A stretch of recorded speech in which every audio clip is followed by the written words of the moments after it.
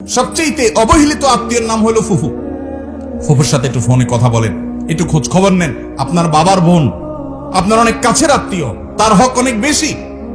আপনার চাচা আপনার বাবার মতো। কোনো কারণে যদি মনোমালিন্য থাকে, জমি জমা নিয়ে গন্ডগোল থাকে, বাপের সাথে থাকুক বা আপনার সাথেও থাকুক, কিন্তু খবরদার, তিনি আপনার আত্মীয়। কিয়ামতের দিন বান্দার হক, মানবাধিকার সম্পর্কে যখন আপনাকে প্রশ্নের মুখোমুখি হবে, যেই মামলার নিষ্পত্তি আল্লাহ নিজেও করবেন না, ওই মানুষ থেকে মাপ নিতে হবে, সেই মামলা আপনি ধরা পড়ে যাবেন, তখন আপনি বিপদে পড়বেন। এই জন্য সেই সময় যেন আপনি মুক্তি পান, নাজাত পান, এই জন্য চাচার সাথে সম্পর্কটা ভালো রাখবেন। চাচাতো ভাই বোনদের কোনো হক নষ্ট করবেন না, ফোনে যোগাযোগ রাখবেন। এই যে সম্পর্ক বজায় রাখা, খোঁজ খবর নেওয়া, বিপদ আপদে পাশে দাঁড়ানো।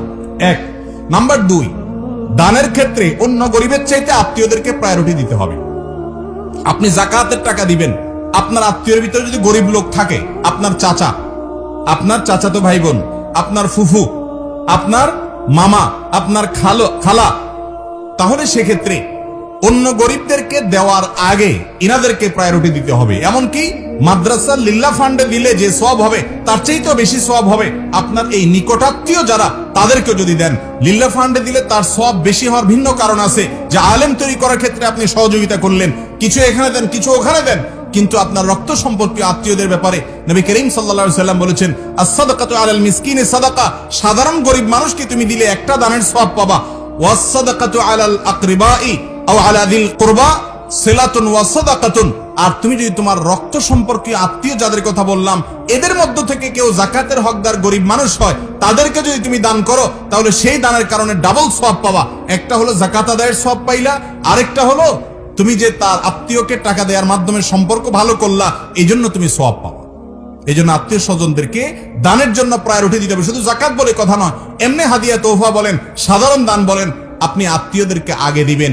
চাচা, ফুফু, চাচাতো ভাই বোন, ফুফাতো ভাই বোন এবং খালা, মামা, মামাতো ভাই বোন, দাদি, দাদা, নানা, নানি, ইনাদেরকে প্রায়োরিটি দিবেন। ভাই বোন তাদের মধ্যে সবচেয়ে বেশি। ভাই বোন যদি বড় হয় এবং তারা যদি ভিন্ন সংসার থাকে, তারা যদি আপনার অধীনস্থ না থাকে, তাহলে সেক্ষেত্রে আপনি একটা গিফট দিবেন, বা একসাথে থাকলেও গিফট দিবেন, হাদিয়া দিবেন, তোহফা দিবেন, অন্য কাউকে দেওয়ার চাইতে তাকে দিবেন। আল্লাহ তাআলা আমাদেরকে আমল করার তৌফিক দান করুন। তাহলে 4 নম্বর হলো আত্মীয় স্বজন। 5 নম্বর হলো সন্তান সন্ততি। এই সন্তান সন্ততিটা সিরিয়াল আরো উপরে উঠতে পারে, আমি 5-এ বললাম। যাই হোক, আত্মীয়তার সম্পর্ক রক্ষা করা বলতে কি বোঝায়?